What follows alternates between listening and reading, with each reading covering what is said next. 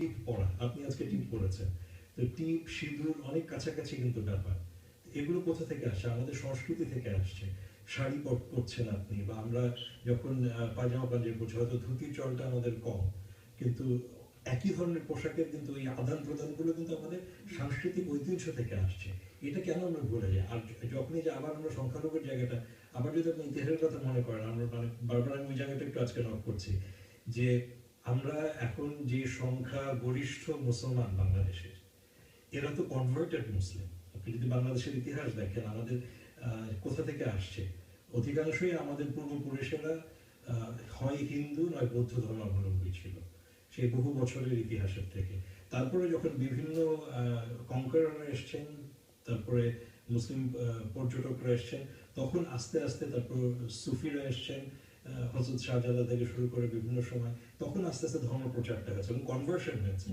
এখন আমরা যাদের কথা বলছি যে সংখ্যাগরিষ্ঠ majority Muslim, they were all converted from Hindus or Buddhists.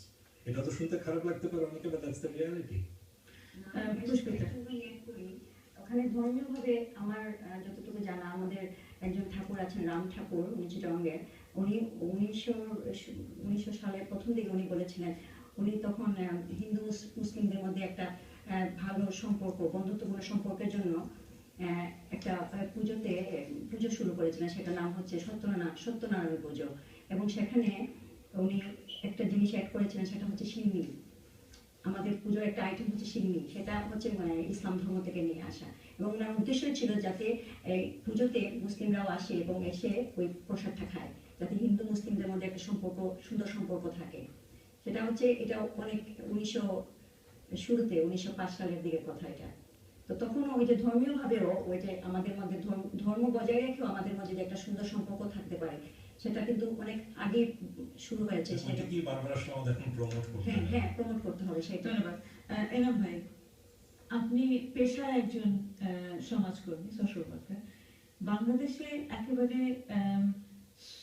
School level থেকে এবং পরিবারের মধ্যে, যেটা আসিফ বললেন, সচেতনতা তৈরি এবং এই যে পারস্পরিক শ্রদ্ধাবোধ, একটি ধর্মের মানুষের অন্য ধর্মের মানুষের প্রতি পারস্পরিক শ্রদ্ধাবোধ, এটা আমাদের বাংলাদেশ থেকে বিভিন্ন কারণে আমাদের বলা যায় যে অনেক সময় বাংলাদেশের বর্তমান তরুণ সমাজ, যে প্রতি আমাদের অনেক শ্রদ্ধাবোধ রয়েছে, গণজাগরণ মঞ্চের মাধ্যমে তারা মুক্তিযুদ্ধের প্রতি যে